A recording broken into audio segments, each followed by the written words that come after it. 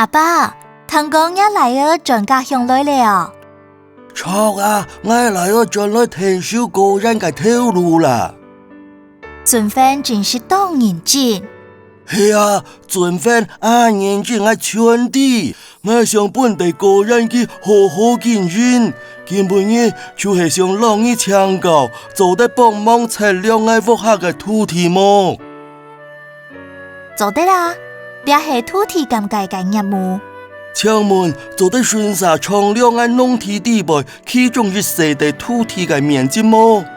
拍攝是做得針對你地實線嘅外圍，土地是為嘅界線測量，我哋冇法土地公使用面積嘅測量。